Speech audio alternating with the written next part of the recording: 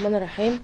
حبايب طلاب سنة أولى ثانوي، الفيديو بتاعنا النهاردة بإذن الله على مراجعة شهر نوفمبر لمادة العلوم المتكاملة. كتاب الامتحان منزل 3 اختبارات. الاختبارات دي إن شاء الله بإذن الله يا ولاد لو ذاكرتوها كويس مش هيخرج عنها الامتحان. يلا عشان نحل مع بعض مع الشرح كمان.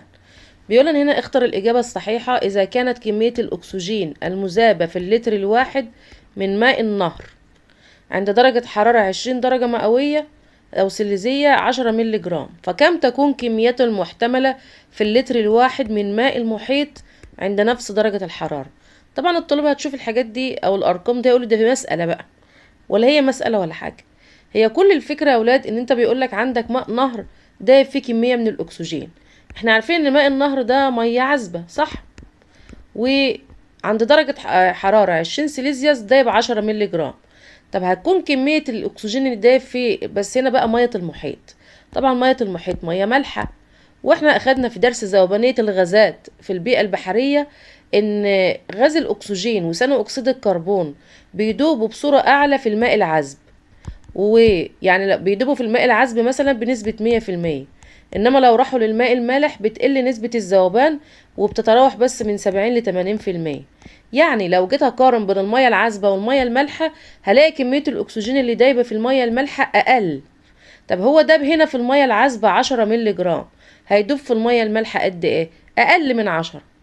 هتلاقي كل الأرقام عندك هنا 7.5، أيوة دي صح، ما دي أقل من 10. 15 طبعا دي أكتر ما تنفعش، 12 لأ، أو 10 برضو لأ. هتلاقي الإجابات أصلا كلها أكتر أو بتساوي 10، ودي الوحيدة الأقل. طب بيقول لنا هنا أي مما يلي ليس من التكيفات التركيبية للدلافين. ليس يعني كلها إجابات صح وفي إجابة غلط. هل الدلافين عندها شكل انسيابي للجسم؟ أيوة، كل الأسماك تقريبا. عندها فتحات تنفس؟ أيوة، بدلا من الأنف عشان تستنشق بقى أكسجين الهواء الجوي. عندها زعانف؟ أيوة. لكن كبر حجم العيون دي لأ. كبر حجم العيون دي في الأسماك اللي موجودة في قاع المحيطات زي سمكة الجليد، عشان تخليها تعرف تشوف في الظلام في قاع المحيط. بيقول لك علقت شريحة رقيقة على عمق ثابت داخل ماء موضوع في إناء، فإن القوة التي يضغط بها الماء على الشريحة تكون كبيرة كلما كانت. احنا هنعرف يا أولاد القوة بتزيد امتى؟ لما نجيب القانون بتاع الضغط. مش احنا قلنا البي بتساوي الاف على الايه، اللي هو الضغط بيساوي القوة على المساحة. طب الاف هتساوي ايه؟ البي في الايه.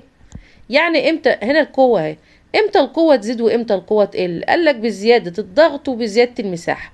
ما العلاقة بين القوة وبين الضغط علاقة طردية، وبين القوة وبين المساحة برضو علاقة طردية. هو قالك هنا فإن القوة التي يضغط بها الماء على الشريحة تكون كبيرة امتى؟ هتقولي يا اما بزيادة الضغط، وده بيزيد بزيادة العمق لتحت، ثانيا بزيادة المساحة. وقالك كتلة الشريحة كبيرة، احنا ما جبناش سيرة الكتلة هنا، احنا قلنا الضغط او العمق والمساحة. كتلة الشريحة صغيرة برضو ما ذكرناش الكتلة. مساحة سطح الشريحة كبيرة، ايوه، المساحة اللي هي الايه، كل ما زادت كل ما القوة هي كمان زادت. طب مساحة سطح الشريحة صغيرة، لا ده هنا تقل. في دورة حياة السلمون أي الأطوار التالية تعيش كل حياتها في بيئة مائية ضغطها الإسموزي منخفض؟ يعني ايه ضغطها الإسموزي منخفض يا أولاد؟ يعني نسبة الأملاح فيها قليلة، اللي هي قصده هي المية العذبة.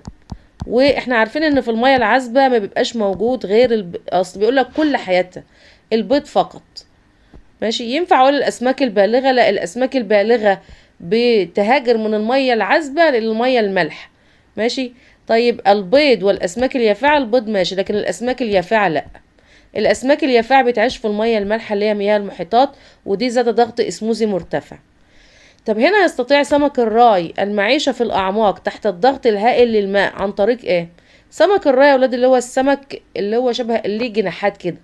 طيب الكبد بتاعه بيحتوي على ايه؟ احنا قلنا يا ولاد ان السمك اللي بيعيش في السطح بيبقى عنده مثانة هوائية بتخليه يتمكن من الطفو، لكن الأسماك اللي عايشة في المحيطات أو في القاع تحت زي سمك الراي ما عندوش مثانة هوائية، بس ربنا معوضه بالموضوع ده ان عنده كبد بيحتوي على كمية كبيرة من الدهون وأغشية بلازمية فيها أحماض دهنية غير مشبعة. يبقى الكبد هنا كمية ضئيلة دي غلط وكمية ضئيلة دي غلط، كمية كبيرة صح وكمية كبيرة صح. طب الزيوت فائدتها ايه؟ بتخلي وزن السمكة أخف فتخليها تعرف تطفو. طب الهيكل بتاعها، طبعا احنا قايلين سمكة الراي من الدروس اللي قبل كده ان الهيكل بتاعها هيكل غضروفي، هي والقرش، دي أسماك الغضروفية. تنتج الكائنات البحرية غاز ثاني أكسيد الكربون كأحد الفضلات الناتجة عن عملية. أنا عايزة أقولك مش بس الكائنات البحرية اللي بتنتج غاز ثاني أكسيد الكربون، ده كل الكائنات الحية اللي بتعمل عملية التنفس الخلوي أو عملية الهدم، احنا خدناها، أو عملية الأيض، بتنتج ثاني أكسيد الكربون، اللي هي بتاخد الجلوكوز أو الغذاء وبتحرقه في الميتوكوندريا في وجود الأكسجين عشان تطلع الطاقة، بس بينتج معاه فضلات اللي هو ثاني أكسيد الكربون وبخار المية. ماشي. هو بيقولك هنا عن عملية النتح، طبعا النتح دي في النباتات فغلط. التمثيل الضوئي برضو غلط، ده في النباتات، وبعدين اصلا مش بتنتج من التمثيل الضوئي ثاني اكسيد الكربون، ده بينتج اكسجين. الهدم ايوه، تكوين البروتين لا. طب بيقولك فيما يلي عبارات لطالب حول تأثير الإشعاع الشمسي على البيئات المائية. الكائنات الحية ذاتية التغذية توجد بكثرة في الأعماق السحيقة، مستحيل. غلط. ليه بقى؟ ذاتية التغذية يعني عايزة ضوء الشمس، وضوء الشمس عمره ما بيوصل للأعماق السحيقة، ده دايما بيبقى موجود في المناطق السطحية المضيئة، اللي هي المناطق اللي فوق خالص، عشان تصل لضوء الشمس. طب الكائنات الحية في مياه المناطق القطبية تتأثر سلبا في فصل الشتاء لقلة توافر الغذاء. أيوة صح.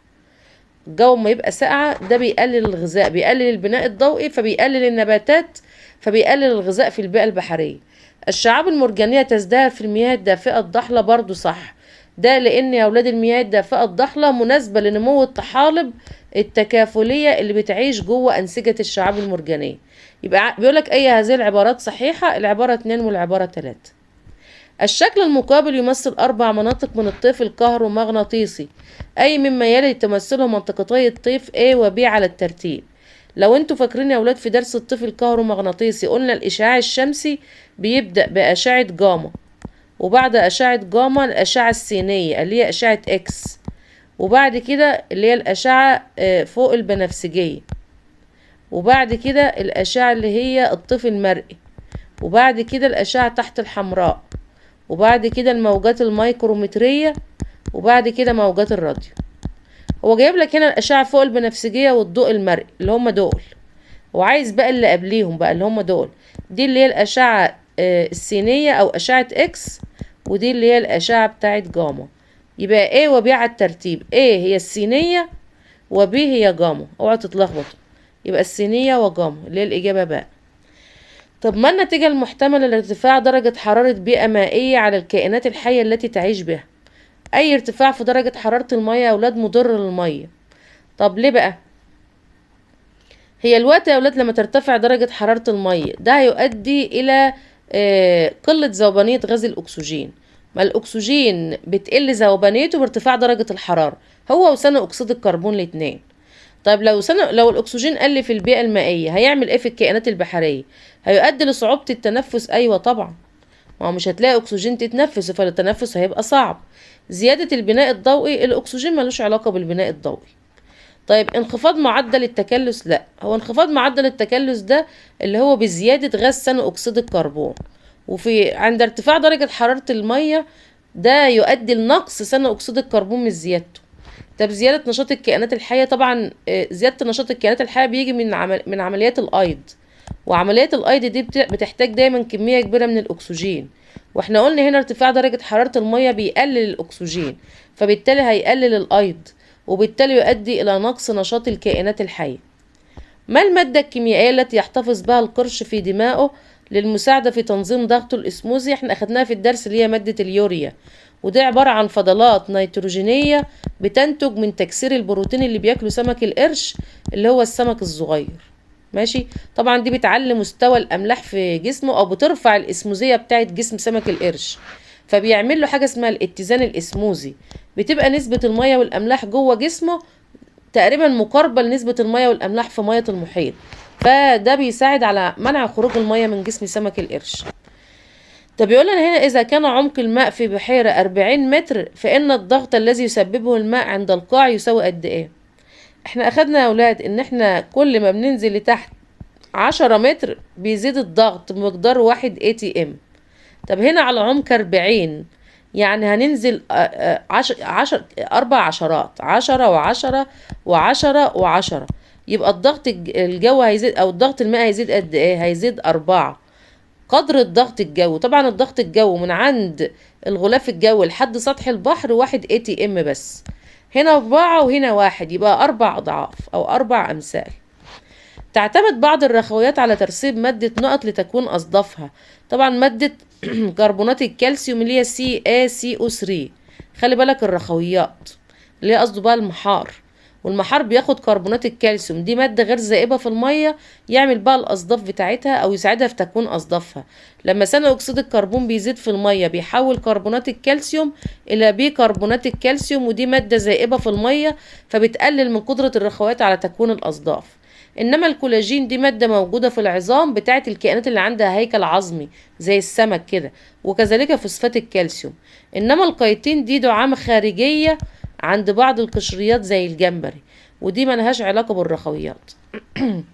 طب بيقولك اجب تعد سمكة الافعى مثالا للتكيفات التركيبية والفسيولوجية. يعني قول لنا حاجة تركيبية في سمكة الافعى بتساعدها على التكيف في البيئة بتاعتها، وحاجة فسيولوجية. احنا خدنا ان سمكة الافعى يا ولاد سمكة فيها حاجتين مميزين. اولا ان هي عندها هيكل عظمي مرن. هيكل عظمي مرن. الهيكل العظمي المرن ده يا اولاد وظيفته ايه؟ اللي هو بيساعدها على تتحمل الضغط المرتفع في اعماق المية، وبيساعدها طبعا على الحركة السريعة لتتحمل الضغط المرتفع في اعماق الماء. طب الفسيولوجي بقى ان هي بتحتوي دماغها، طبعا هي عايشة في منطقة فيها اكسجين قليل، فربنا معوض لها الموضوع ده اللي هو عاطلها كمية كبيرة من الهيموجلوبين في الدماء، تحتوي على كمية كبيرة من الهيموجلوبين، ودي مادة يا ولاد بروتين بيبقى موجود في كرات الدم الحمراء بيرتبط بالأكسجين، فهو ربنا معوض لها نقص الأكسجين بزيادة كمية الهيموجلوبين في دماءها لتعويض نقص الأكسجين. طيب هنا بيقولك ما المقصود بذوبانية الغاز؟ ذوبانية الغاز يا أولاد هي عملية إذابة كمية من المذاب، هي قدرة المذاب على الذوبان في المذيب. ماشي، طبعا الغاز هو المذاب والمية هي المذيب. ماشي، قدرة المذاب على الذوبان في المذيب، المذيب اللي هي المية، والمذاب اللي هو الغاز، لتكوين محلول. المحلول ده يا ولاد اللي هو المخلوط المتجانس، لتكوين محلول متجانس عند درجة حرارة وضغط ثابتين أو ضغط معينين. طب بيقولك علل الإشعاع الشمسي دورا هاما في الحفاظ على التوازن البيئي في البيئة المائية. هل الشمس لها دور في الحفاظ على التوازن البيئي؟ طبعا يا ولاد. أول حاجة الإشعاع الشمسي مهم جدا لعملية التمثيل الضوئي اللي هي أصلا تعتبر أساس للحياة البحرية، وقالك تعتبر مهم ليه؟ رقم 1 عملية البناء الضوئي التي تعتبر أساس البيئة البحرية. طبعا ما فيش نبات مائي يعيش من غير بناء ضوئي، واحنا عارفين ان الطحالب والفيتو بلانكتون والعوالق النباتية هي مصدر الغذاء في البيئة البحرية. هم ما يعملوا بناء ضوئي بسبب أشعة الشمس هيتوفر الغذاء في المية، فالسمك هيلاقي غذاء، فده يؤدي إلى عدم موت الكائنات، أساس الحياة البحرية. دي أول حاجة. هل دي الوظيفة الوحيدة للشمس؟ لا طبعا. الوظيفة التانية هي ايه يا ولاد بقى؟ اللي هو بيساعد على الحفاظ على درجة حرارة الماء، يعني بيخلي في أماكن فيها مية دافية قوي وفي أماكن فيها برودة. طب ده يؤثر على ايه؟ على توزيع الكائنات. ما احنا خدنا ان سمكة التونة والبراكودة بيعيشوا في المية الاستوائية الدافية، وسمكة القض بتعيش في المية الباردة، وده بسبب درجة حرارة الماء اللي هو أصلا فيها السبب الإشعاع الشمسي. قالك رقم 2 درجة حرارة الماء يؤثر على توزيع الكائنات البحرية. طب النموذج 2 بيقولك أي مما يلي يحافظ بشكل أساسي على سيولة الأغشية الخلوية واستقرارها في أسماك الأعماق لتتحمل الضغط العالي. ده في آخر درس يا ولاد اللي هو بتاع الضغط. السبب الأساسي في سيولة الأغشية الخلوية هي الأحماض الدهنية غير المشبعة. اوعى تقولي المشبعة. الأحماض الدهنية المشبعة هي أحماض دهنية صلبة بتبقى موجودة في الدهون، لكن الغير مشبعة بتبقى عبارة عن زيوت مادة سائلة، ودي يا ولاد بتساعد على الغشاء البلازمي يبقى متماسك وفي نفس الوقت يبقى فيه مرونة. طب بيقولك اي مما يلي يعد مثال للتكيف السلوكي في الكائنات الحية. ممكن هنا يجيب لك مثال مش موجود في الكتاب، بس انت تبقى انت فاهم ان التكيف السلوكي ان الكائن يعمل حاجة بمزاجه، ساعات يعملها وساعات لا. افراز العرق في الانسان ده تكيف فسيولوجي. المخالب القوية للطيور الجارحة ده تكيف تركيبي. البيات الشتوي للسلاحف، ايوه هو ده التكيف السلوكي يا اولاد، لانها بتعمله في فصل الشتاء بس للحماية من الايام البرودة. طول اذرع القرود برضو تكيف تركيبي. بيقولك إذا كانت ذوبانية غاز ثاني أكسيد الكربون في البيئة المائية إكس أعلى من ذوبانيته في البيئة المائية واي، أي الاختلاط يعد سببا لذلك. هو إمتى ثاني أكسيد الكربون يدوب أكتر؟ أولا لو درجة حرارة المياه منخفضة شوية، ثانيا في المياه العذبة. فالبيئة المائية إكس دي مدام ذوبانيته فيها أعلى، يا إما درجة حرارتها منخفضة يا إما مياه عذبة، حاجة من الاتنين. درجة حرارة الماء أعلى، لا إحنا لسه قايلين أقل. اكس دي احنا بنتكلم الوقت على اكس، احنا قلنا يا درجة حرارة اقل يا اما ماء عذب. الماء عذب ايوه، الماء مستقر ملوش علاقة. طيب انخفاض اسماك الاعداد النافقة، انا عايزة اقولك لو الاعداد الاسماك النافقة كانت لما بتموت بتطلع ثاني اكسيد الكربون كتير، ماشي. هنا انخفاض اعداد الاسماك النافقة هيؤدي الى انخفاض وجود غاز ثاني اكسيد الكربون. هو بيقولك هنا بيدوب اكتر، يبقى دي غلط برضو. يبقى الاجابة عندنا من غير ما نكمل هي الاجابة باء، الماء عذب والماء مالح. طب بيقولك عند وصول الضوء إلى عمق 10 متر تحت سطح المحيط يكون الماء قد امتص حوالي نقط من طاقة الضوء المرئي. دي حفظ يا ولاد 50%. احنا كنا خدنا 10 سنتي و10 متر و100 متر. على عمق 10 سنتي بيتم امتصاص كل الأشعة تحت الحمراء. على عمق 10 متر بيتم امتصاص 50% من الطيف المرئي. وعلى عمق 100 متر بيتم امتصاص 99% من الطيف المرئي، وبيتبقى بس 1% هو اللي بينزل الأعماق، ومعظمه بيكون من الطيف الأزرق، عشان كده بتبان المية باللون الأزرق. طب بيقولك هنا يؤدي زيادة تركيز غاز ثاني أكسيد الكربون في الماء إلى، طبعا ثاني أكسيد الكربون لما يدوب في المية يا سنة أولى هيتحد معاها ويكون حاجة اسمها حمض الكربونيك، وحمض الكربونيك هيؤدي لإيه؟ زيادة حمضية المية. أيوة طبعا، هي المية المفروض البي اتش بتاعتها بتاعت المية العذبة اللي بنشربها قول كده بيتراوح من 7.5 ل8.5. لو حمض الكربونيك زاد هيؤدي إلى انخفاض البي اتش، يعني تبقى رايحة ناحية الحمضية. نقص الطاقة التي تنتجها النباتات المائية، عايزه اقول لك زياده تركيز ثاني اكسيد الكربون هيؤدي للنباتات المائيه هتعمل بناء ضوئي اكتر، بس احنا برضو كل حاجه ما ينفعش تبقى كتير، فنقص الطاقه دي غلط. المفروض هي هتزود الطاقه لان النباتات هتعمل بناء ضوئي اكتر. نقص الطاقه التي تصل للمفترسين برضو غلط، ما دي لو عملت بناء ضوئي كتير الكائنات اللي هتاكلها بقى هتروح لها طاقه اكتر. زياده قيمه الرقم الهيدروجيني، لا هو نقص الرقم الهيدروجيني، قصده نقصه هنا اللي هو يقل اقل من 7. طب هنا بيقولك تسقط حزمتان متساوية الشدة من الإشعاع الشمسي على سطح الماء، إحداهما مائلة والأخرى عمودية، فإن الطاقة الضوئية النافذة إلى الماء، خلي بالك بيقولك النافذة ولا المنعكسة، لأنه جابها في كتاب الامتحان قالك المنعكسة. لما بتسقط بصورة مائلة يا أولاد اللي بيتعكس منها كتير قوي، إنما اللي بينفذ للمية قليل. إنما لو سقطت بصورة عمودية معظمها بينفذ للمية وقليل جدا اللي بينعكس. هو عايز اللي بتنفذ للمية هتكون اكتر في الشكل 2، انما اكبر في 1 لا، متساوية في 2 لا، منعدمة في الشكلين لا. طب سؤال 7 بيقول لنا يساعد التكيف الاسموزي اسماك السلمون البالغة على ايه؟ طبعا اسماك السلمون البالغة يا ولاد احنا اخدنا ان السمك السلمون لما بيصل لمرحلة البلوغ بينتقل من المية العذبة يروح للمية المالحة، انما بعد كده لما يصل بقى لمرحلة التزاوج ووضع البيض بيبدأ يروح للمية العذبة تاني.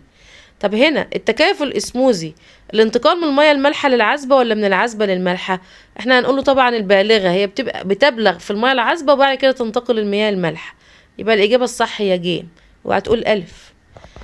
طب سمكة مساحة سطح جسمها 1/10 متر مربع على عمق 5 متر من سطح الماء، فإن القوة الضاغطة المؤثرة على جسم السمكة تساوي ايه؟ هو عايز القوة اللي هي الإف، واحنا عارفين الإف بتساوي البي في الإيه، ده من قانون الضغط، ماشي.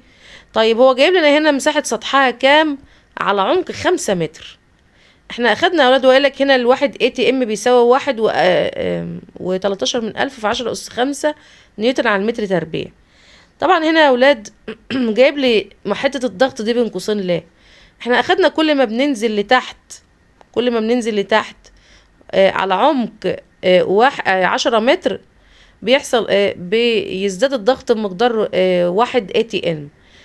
بس هنا بقى جايب لك على عمق 5 متر، يعني انت مش محتاج تعمل حاجه، انت كل الحكايه ان انت هتجيب الاف هتساوي البي اللي هو الضغط يا اولاد، هتضرب الخمسة اللي هو المفروض الضغط رو جي اتش، ماشي، اللي هو البي هيساوي رو جي اتش.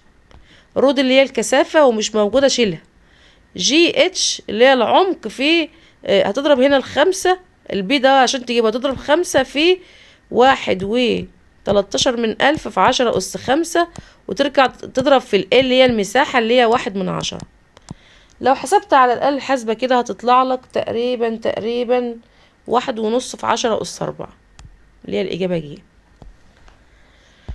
طب بيقولك هنا أي مما يلي يعد تكيفا فسيولوجيا لأسماك الأعماق. فسيولوجي، الجسم المضغوط ده تكيف تركيبي، الشرايين والأوردة القوية أيوة ده تكيف يعتبر برضو تكيف سوري تركيبي، ماشي. طيب تعديل ضغط الدم، ايوه ده اللي صح يا ولاد، التكيف الفسيولوجي هنا تعديل ضغط الدم. كبر حجم الخياشيم برضو تكيف تركيبي. يتم تجميع الماء الزائد في الاميبا عن طريق ايه بقى؟ الاميبا يا ولاد عشان عايشه في ميه عذبه فبيدخل لها ميه كتير، بتجمع الميه الزايده عن طريق الفجوه المنقبضه، ودي حاجه بتبقى موجوده في جسم الاميبا اصلا زي كيس كده بيتجمع فيه الميه الزايده، وبعد كده تبدا تخرج بره تفضي الميه وترجع تاني تاخد ميه. انما السمك الميه الزايده عنده بيخرجها عن طريق الكليتين على هيئه بول مخفف. طب بيقول هنا 3 اواني بكل منها كميه من سائل او سائلان لا يمتزجان كما بالشكل. عندنا سائل اكس وعندنا سائل واي على ارتفاع اتش، حطيناهم على بعض فواي نزل تحت واكس طلع فوق، يبقى اكس ده اكيد اقل كثافه مادام طلع لفوق، وواي ده هو اكبر كثافه مادام نزل لتحت. طب يقولك فإن الترتيب الصحيح للضغط عند النقاط 1 و2 و3 و4، هي أكتر نقطة مضغوطة هي هنا، طبعا هنا عمق اتش و اتش يعني هنا عمق 2 اتش. اللي يزود الضغط يا أولاد إن العمق يزداد لتحت، صح؟ طبعا الاتش والاتش دول يعتبر بالنسبة لنا هنا دول أقل حاجة معلهم ضغط لأن مفيش حاجة فوقيهم. تعال نبص على ده اهي اللي هي مسائلين فوق بعض، طبعا بالنسبة لنا 4 هو اللي مضغوط أكتر من 3، ماشي. وما ان هنا السائل 4 او السائل واي ده هو سائل تقيل او سائل اكبر كثافة، فهيكون الضغط بتاعه هنا كبير وهنا برضو كبير حتى لو ما فيش فيه سائل، لان السائل نفسه كثافته كبيرة وبزيادة الكثافة بيزداد الضغط. يعني بالنسبة لنا 4 هي اعلى حاجة في الضغط، وبعد كده 2 نفس السائل برضو، 4 وبعدين 2 وبعدين 3 و1 زي بعض، لان 1 ده يا ولاد و3 سائل خفيف كثافتهم قليلة، والكثافة القليلة تخلي الضغط يبقى قليل، يبقى 4 أكبر من 2 إنما 1 و3 زي بعض اللي هي الإجابة ج. طب أي مما يلي يعد مصدر رئيسي لغاز الأكسجين وثاني أكسيد الكربون المذابين في الماء، وعايز حاجة مشتركة في الاتنين. التنفس الخلوي ده مصدر لثاني أكسيد الكربون بس، البناء الضوئي مصدر للأكسجين بس، الغلاف الجوي أيوة ده مصدر للاتنين، النشاط البشري مصدر لثاني أكسيد الكربون بس. طب بيقولك اذكر أحد التكيفات التركيبية للكائنات المائية التي تعيش على أعماق كبيرة من سطح الماء للتكيف مع الضغط الهائل. خلي بالك عشان تتكيف مع ايه، لو قالك مثلا الظلام تقول لي العيون الكبيرة، طب الضغط الهائل الجسم المضغوط، وما قالش الا دي. ممكن كمان يا ولاد شرايين وأوردة قوية. طب بيقولك هنا يعتبر تيار الخليج مثالا على تأثير الإشعاع الشمسي على التيارات المائية في المحيط الأطلسي، فسر ذلك. احنا خدنا يا ولاد ان تيار الخليج هو عبارة عن تيار دافئ بيحمل المياه الدافئة من خط الاستواء نحو شمال المحيط الأطلسي اللي هو عند دول أوروبا الغربية، فده بيؤدي لاعتدال المناخ هناك وتنوع البيئة البحرية، ماشي. أقول هنا يفسر ذلك لأنه يعتبر تيار دافئ بيعمل ايه بقى، يحمل المياه الدافئة من خط الاستواء إلى المحيط الأطلسي فيعمل على ايه يا ولادي؟ على اعتدال المناخ في دول أوروبا الغربية، طبعا وتنوع البيئة البحرية أوروبا الغربية.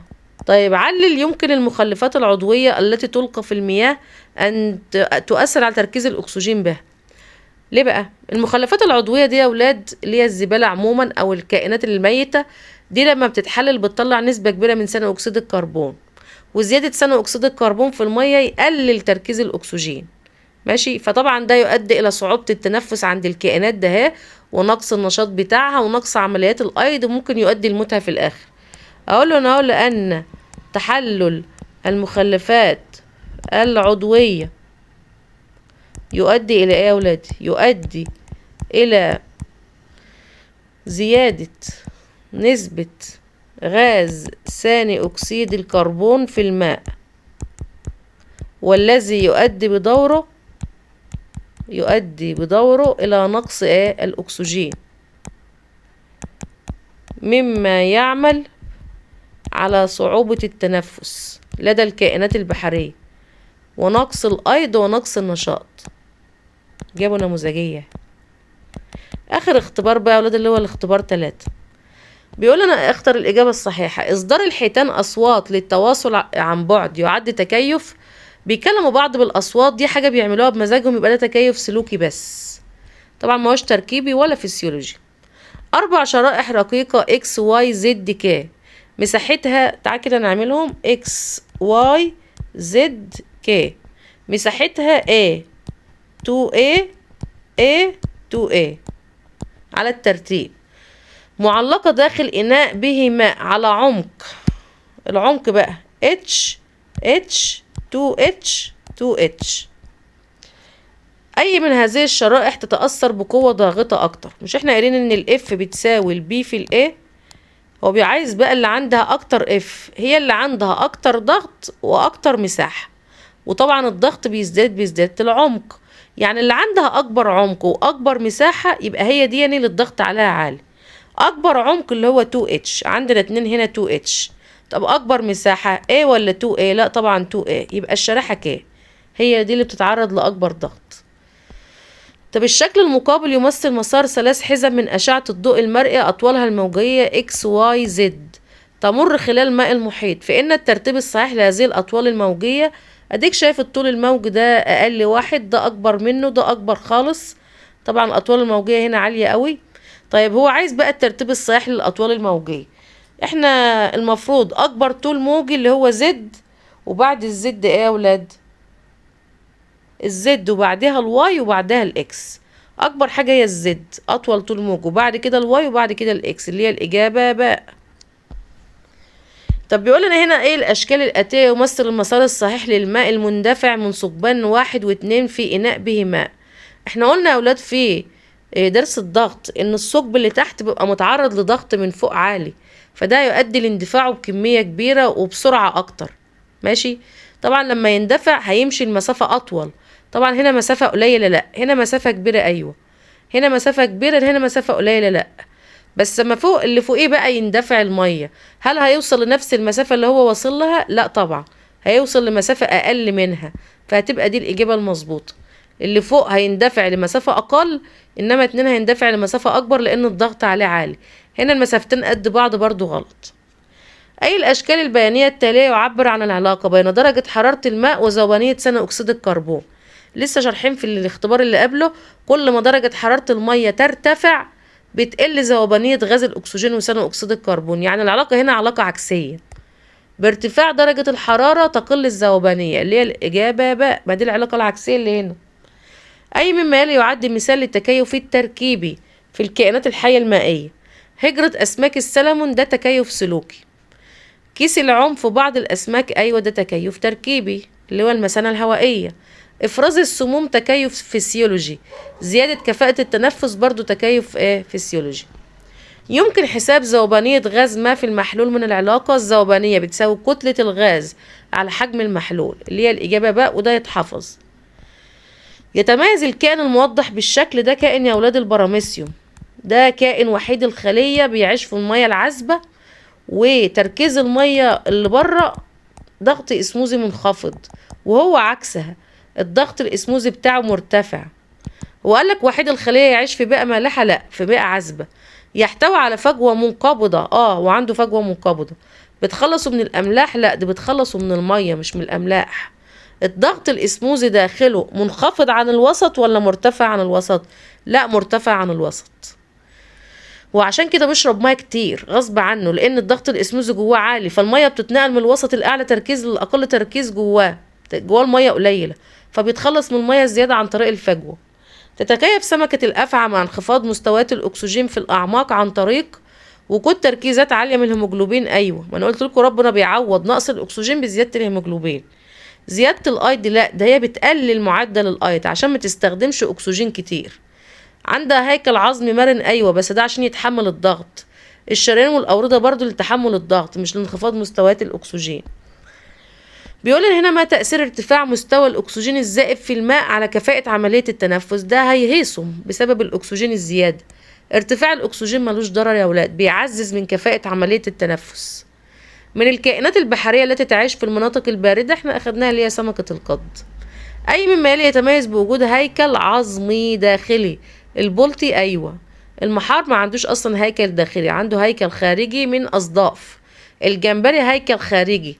المرجان هيكل يعتبر برضو عنده هيكل خارجي. ما الدور الذي تقوم به المثانة الغازية في سمكة السلمون؟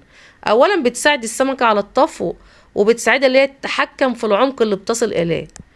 اهم حاجة اللي هي التحكم في العمق الذي تصل اليه السمكة. لو هي عايزة السمكة تطلع لفوق بتملى المثانة الهوائية دي هوا، فبيساعدها على الطفو لفوق وبتطلع لفوق. ماشي. طيب لو هي عايزة تنزل لتحت تقوم تفضي المثانة الهوائية من الهوا، فوزنها هيتقل فينزل لتحت. طب هنا نقول له ايه بقى؟ التحكم في العمق الذي تصل اليه السمكة، وكمان بتساعدها اولاده على الانتقال بين الاعماق المختلفة، بين البحار والانهار، بين الأعماق المختلفة بين البحار والأنهار. طب بيقول لنا هنا كيف يؤثر نقص الغاز الناتج من عملية التنفس، قصده اللي هو غاز ثاني أكسيد الكربون يعني، في الماء على سريان الطاقة في السلاسل الغذائية المائية. طبعا هو أكتر حاجة هيأثر عليها النباتات، لأن هي بتستخدمه في عملية البناء الضوئي. ماشي. طبعا يا أولاد لو البناء الضوئي قل النباتات إنتاجيتها هتقل والغذاء هيقل، والسلاسل المائية مش أو الكائنات اللي عايشة في البيئة البحرية مش هتلاقي أكل. وقال لك هنا بقى نقول له إيه؟ هنقول له نقص غاز ثاني أكسيد الكربون يؤدي إلى نقص معدل البناء الضوئي، وبالتالي هيقلل من مخزون الطاقة في الكائنات المنتجة اللي هي قصده بها النباتات المنتجة. ماشي. وبالتالي هتقل كمية الطاقة المتاحة للكائنات الحية المستهلكة اللي هي الأسماك، وده طبعا هيؤثر سلبا على سلاسل الغذاء. طيب علل يؤثر انخفاض الإشعاع الشمسي في المناطق القطبية خلال فترات الشتاء على السلاسل الغذائية البحرية؟ طبعا هيأثر. لو مفيش شمس يا أولاد ده يؤدي إلى انخفاض معدلات التمثيل الضوئي أو البناء الضوئي، وده يؤثر على توافر الغذاء للكائنات البحرية. أقول له يؤدي انخفاض الإشعاع الشمسي إلى انخفاض معدلات البناء الضوئي، معدلات البناء الضوئي، مما يؤثر على توفر الغذاء للكائنات البحرية. كده يا حبايبي يبقى خلصنا ال3 اختبارات ما شاء الله كافيين ووافيين. ما تنسونيش بقى من اللايك والشير، واشوفكم ان شاء الله في الفيديو الجاي، والسلام عليكم ورحمة الله وبركاته.